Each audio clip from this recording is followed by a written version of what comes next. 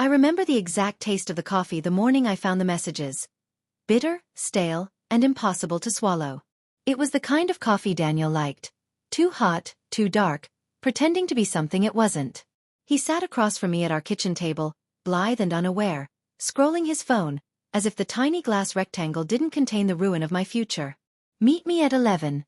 One message read. Can't wait. Another. Sophie. A name I knew only by the echo of it in Daniel's laugh. The way he'd say it when he didn't think I was listening. Sophie, a pale, deliberate syllable that had never once crossed my lips to his face. Until that morning, when the messages were gone but their ghost remained.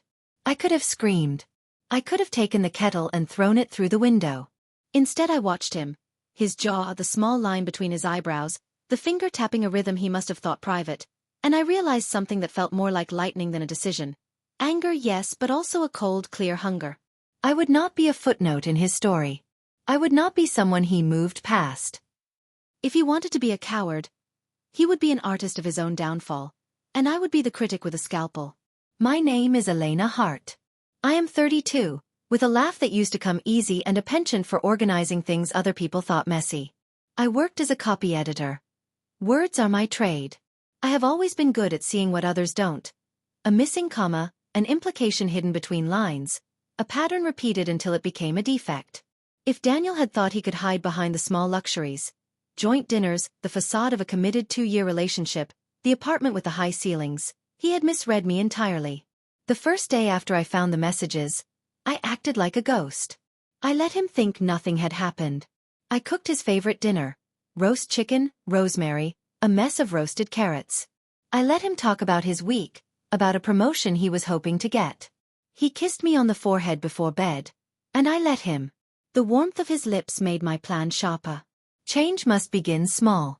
I started with his routines. I learned when he left for work, who he texted in the mornings, the names in his email footer. I traced Sophie's social media footprint. Public photos, mutual friends, a stray comment under a restaurant post. Sophie, it turned out, was an art student who posted in stylized black and white. Her feed was aesthetic and polished, like most betrayals. Carefully curated, vulnerable on request. I set up a folder on my laptop and labeled it, Pattern. It contained the messages I'd found, screenshots I took of conversations when Daniel's phone lay forgotten. Only one small rule. Never, ever let him realize I had a copy. I copied everything. Times, places mentioned, the little inside jokes that now rankled like old wounds. I listened to them, the recorded voice notes between the two, the flippant love yous he had used like currency. I catalogued them like evidence because to me, murder wasn't the only way to erase someone. You could kill their reputation, shred their comforts until nothing worth stealing remained. That was cleaner, and far more satisfying. Daniel was not reckless. He never was. He was slick, practiced in the art of plausible deniability. But even the most polished lies have seams. He worked at a mid-sized architecture firm, a place where reputations were currencies and rumors had teeth. He spent 3 nights a week at client dinners. He liked being seen. Visibility was his armor. The first crack I made was public, but subtle. I sent an anonymous email to the firm's office manager. The sort of note that sows doubt rather than accusation. Confidential. Off-the-books invoices for client dinners. Possible misuse of company funds. I attached a redacted screenshot I'd edited so it seemed to implicate Daniel without proving anything. The office manager forwarded it to HR. HR forwarded it to Daniel's supervisor. He was called in for a routine clarification meeting. He came home that night at midnight, hair askew, eyes like a cornered animal. He tried to blame the meeting, the timing, the exhaustion. I let him do it. I could have confessed to the plants. Instead I made him speak, and for every sentence he used to explain, I stored a counter, a ledger of reasons. People prefer to believe what confirms their first impression. To our friends, Daniel was ambitious and kind. To colleagues, he was reliable. To me, he was a fabric of half-truths. I needed to show each of them different pieces of him until none could make a whole. So I began to fragment him. At first, it was whispers seeded like fine confetti, a misdelivered mail, a fake voice note from a client hinting at odd expenses, an anonymous tip to Sophie's art tutor about plagiarism. Trivialities that didn't stand alone but, when paired with context, raised eyebrows. I planted small evidences in places where one would least expect it. A receipt in his coat pocket for a boutique hotel on a weekend he said he was working. A series of photos of Sophie and Daniel tagged on a private gallery that I made public just long enough for someone to see and take a screenshot. I was careful. My hands never touched the evidence I wanted them to. Everything I put into motion could not be traced to me. I learned about alibis, about the chain of custody of suspicion, about how people rush to fill gaps in their understanding with the worst assumptions. Human beings love narrative arcs. They prefer villains they can point to. I was going to write him into one. There's an intimacy to planning revenge. It makes you intimate with your own darkness in a way I hadn't anticipated. I would lie awake at night listening to the building hum and thinking in taxonomies. What felt like the right cruelty?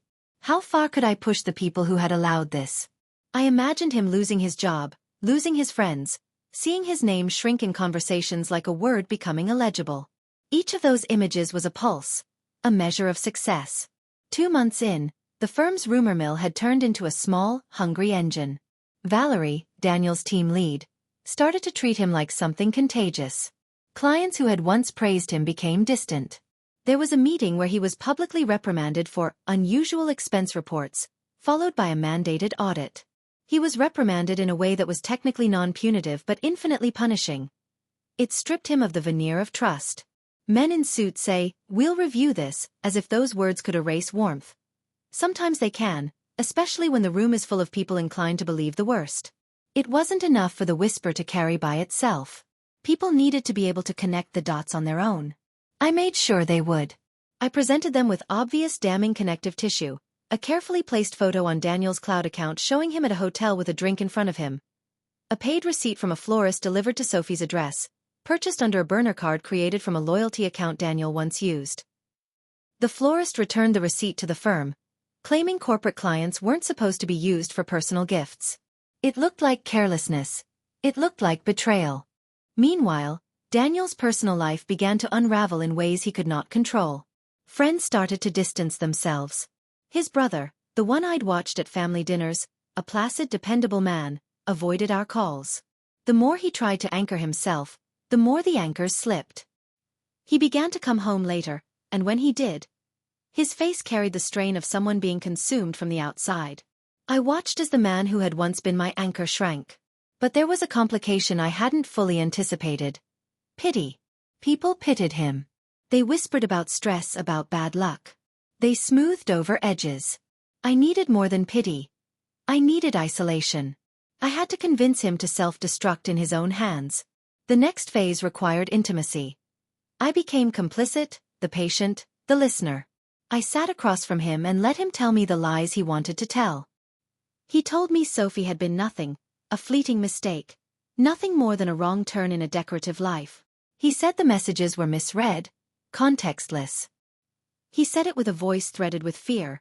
Exposed men get a certain pleading in their speech, and I drank it like water.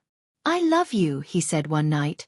It sounded raw and empty, and I answered differently than I had the first time, because the truth had hardened into a tool. "Then tell them the truth," I said. "Be honest." He stared at me, as if he expected me to do the impossible, to forgive him and forget. "If I tell them, I lose everything," he said. "It's safer if I keep quiet." Safer. There it was. He preferred a small lie to the pain of being seen, and that selfishness was the thing I used to break him. I encouraged him, but not toward confession. Instead I fed him a seemingly easy option.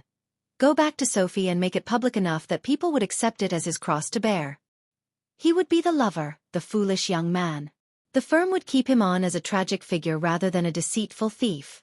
He agreed, because men like him will choose the path of least resistance even when that path kills them. I set the stage for the public unmasking with the same surgical patience I'd used before. I wrote an anonymous letter to a local lifestyle magazine that covered the city's social scene and included a photograph, a staged photograph, taken in a park at dusk, of Daniel and Sophie looking intimately entangled. The magazine ran a modest piece about notable young creatives, and used the photograph without a deep edit. The photograph began the rumor among friends. Daniel was having an affair, and it was now a public spectacle. When the story hit, Daniel reacted exactly as predicted. He bought into the narrative as a defense. He arranged a public explanation that was half apology and half plea for understanding. He played the role loyally, and the audience believed him because he had given them what they wanted. A neat story with the right emotional beats. But execution requires more than just words. People believed him, but that belief had a shelf life. I was not content with a momentary wound. The next blow was professional. I had established, in whispers and slight manipulations, that his expense reporting was suspect. I escalated it to the firm's board with a dossier assembled from my pattern folder, cleverly annotated timelines, innocuous items connected into a pattern. I found a former intern who owed me a favor. Small social debts add up, and persuaded them to mention an overheard comment about off-the-books client dinners that bolstered my narrative. The firm launched a formal investigation into Daniel's conduct. The investigation was humiliation with furniture. He was asked to turn over his devices. He watched as people in the firm pretended he wasn't in the room. He sat through meetings where every word he said felt preemptively judged. His confidence cracked. Valerie asked him to step back from client-facing roles. The clients, once warm, began to want to move on. One by one, doors shut. In bed that night, while the city hummed at our windows, he said, "Please, Elena. Help me. Tell them I made a mistake. Help me keep my job." He sounded like a boy begging for a toy. I held his hand and felt the tremor of his need. The part of me he wanted to rescue was the same part that had let him betray me, and I no longer felt guilty about withholding salvation. "You could have told the truth," I said. "You chose not to." He looked at me like a child earning a timeout. He tried to bargain with me, with us. It was the most intimate part of revenge. The bargaining, the recognition that he had once had an entire life within my reach and had casually thrown it away. I let him bargain because bargaining is commitment. He would trade anything to be restored. But restoration requires confession. He could not stomach the confession he needed to make, and so he sunk further. The investigation concluded with Daniel suspended pending a deeper audit. His name was handed around in the firm like a coin someone didn't want to take home. He found new places to put his anger. At the gym, on runs late at night. In short, frantic bursts of work that made him look like he was coping. People began to speak of him in past tense in the hallways. The wound in his reputation had become a scar tissue that refused to knit. There was a moment in all of this when I almost felt something like pity. Not for him, but for what we had been. I remembered the first dates. The awkward laugh. The bookstore where he had recommended a book with such earnestness I had felt flattered. There had been real things between us, and that made his betrayal a more exquisite instrument of fury. But nostalgia can be a trap. I did not step into it. Instead, I turned my focus outward. Daniel was fragile. Fragile people make mistakes. The last phase of my plan was to ensure he could not rebuild. Reputation is not just built on past deeds. It is sustained by future trust. I made it impossible for him to be trusted again. I did several things, each seemingly small, each with a purpose.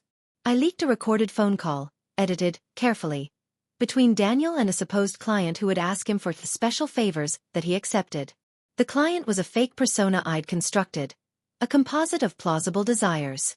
The clip was convincing because it suggested an underlying pattern of compromise.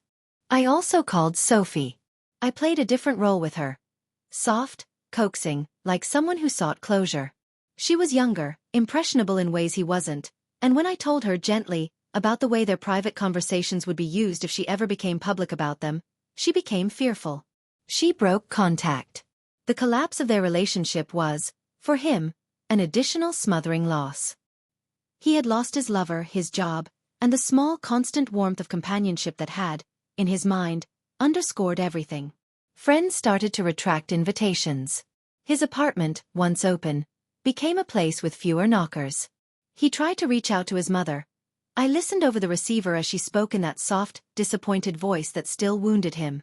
He called his brother and was told, gently, that maybe they needed space. Alone, he spiraled. Alone, he began to make errors that would seal his fate. The final move was legal. I wrote an anonymous tip to the licensing board for architects. Allegations of misconduct in client billing, with redacted correspondence and a carefully assembled timeline. It was, legally, a bind that would require him to appear before a review panel. He panicked, and in his panic he did something stupid. He tried to salvage what he could by fabricating documents to prove expenditures. He leaned on his old pattern of quick fixes, The same instinct that had led him to lie about Sophie. He did not realize I had anticipated this. I had left breadcrumbs leading him to believe he could find certain receipts in a particular file. He followed them and created a record that would later be used against him. When the board called him in, he had no defense for the forgeries. It's a strange thing to watch a person be dismantled. The performative composure that once defined him was gone. He stood at a dais and tried to explain, and the words fell into a vacuum. After the hearing, the board decided to suspend his license pending further review. The firm, which could not afford the risk, let him go. By the time he texted me, a desperate ragged plea. "Elena, please. Just tell them it was me. Tell them I'm sorry. I can fix this if you help me." I was not shocked. I was tired, and there was a fierce small joy in the idea that his ruin had taken so little time. "Tell them yourself," I replied. A lie that would have been mercy. I let him carry it alone. He moved out the next week. He packed quickly, with the hollow efficiency of someone whose life had been requisitioned. I watched him take the boxes through the doorway, the last of his framed photos, the last of his mismatched mugs. He left a note on the coffee table. "I am sorry." I read it and felt nothing like closure. Closure implies a neat knot. Revenge had been a slow, deliberate unweaving. For a while after, the world felt quieter. People asked me about him sometimes, with that awkward curiosity strangers have about scandal. I answered in small, guarded ways. I did not gloat. There is a certain savagery in public triumph, and I had no desire to feed it. Sometimes, late at night, my mind would return to the scenes we had built together. The apartment, the laughter, the way he used to hum under his breath when he was thinking. I would lay my hand on the chest where his breath used to rest and feel a hollowness that was not exactly absence and not exactly relief. Revenge is not a joyous exhalation. It is a slow, careful reconfiguration. It requires tenderness in the places that were once tender. Otherwise you simply create another kind of ruin. Months later, a friend from the firm, a quiet man named Mark, called me. "They finally closed the case," he said. "It was enough. They'll never take him back." There was no triumph in his voice, only the neutral cadence of someone passing along information he did not wish to personalize. "He moved to the coast," Mark added. "Got a job doing something small. He keeps to himself." It would have been simple to ruin him utterly, to publish everything I had, to make his humiliation permanent and parading. But after the slow, meticulous undoing, something in me resisted the final cruelty. The person I had been in those first days was not the person I had become. I had used the instruments at my disposal, intelligence, social engineering, patient cruelty, and I had achieved what I wanted. He had been reduced to a version of himself he could live with. He had left the life he had so carelessly betrayed. He was, perhaps, diminished, and in that diminution was a kind of justice. I kept a photograph, though. It sits in the back of a drawer, hidden beneath unpaid bills and the spare keys I don't use. It is of Daniel at a summer party, laughing with his head thrown back, oblivious. I used to look at it and feel a tightening in my chest. Now when I look, the feeling is different. Not relief exactly, nor triumph, but something colder and clearer, like a winter light. The photograph is proof that people you love can be cruel, and that sometimes love itself is a weapon. People ask me if I am changed. They mean, I think, whether I feel haunted, whether my kindness has calcified into suspicion. I say yes and no. I am more careful now. I watch the seams. But I also let myself be seen in small ways. I go out with friends. I let a man flirt across a bar and not let it mean anything more than a pleasant exchange. Revenge taught me something I hadn't expected. The anatomy of betrayal is not limited to one person, and the act of surviving it is not merely retaliation. It is reconstruction. Sometimes, in the quiet after midnight, I imagine Daniel on the coast, walking the sand with the gait of someone trying to forget city noise. I imagine him scanning the horizon for something to hold on to. I imagine him writing letters to himself that he never sends. I imagine him waking in the middle of the night and wondering, did I deserve that? Did she have to be that cruel? The truth is messy. He did deserve to be confronted. He did deserve loss. But cruel? Perhaps. I do not pretend to be virtuous. What I will say without pretense is this. When someone you gave your life to breaks their promise, the world rearranges itself. You can either learn to live with the new map, or you can redraw it with your own hands. I redrew it. In the end, My victory was not a parade or an applause. It was a quiet house where I could finally rest. It was the slow reclamation of the small things he had taken for granted. The right to sleep without the pulse of paranoia, the freedom to trust myself when I saw a lie and chose to act. Revenge is a lonely art, but it was mine, and I executed it without regret. Some nights I still wake up from dreams that fold into one another. The clink of glasses, the soft laugh of Sophie, the way Daniel's hand had fit into mine. I breathe through those dreams. I have learned to let them pass. The world has been rearranged, and I am free to move through it on my own terms. Watchful, wary, but stronger for the thing I endured. I won, not because his life was undone, but because I reclaimed the one he almost stole from me.